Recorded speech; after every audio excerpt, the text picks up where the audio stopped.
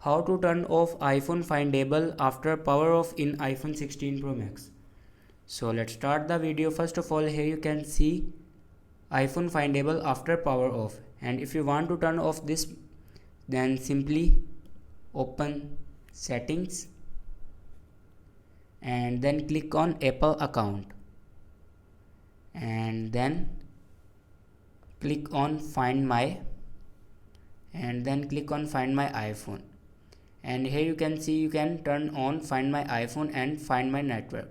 Firstly turn off find my network and then turn off find my iPhone. Simply turn off my iPhone and here enter your password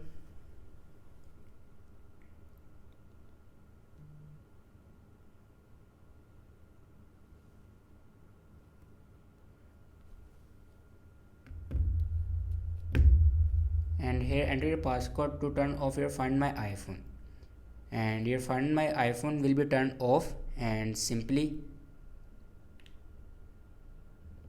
and here you can see your message will be no longer. So this is the way to turn off iPhone Findable after power of iPhone 16 Pro Max. Thanks for watching this video.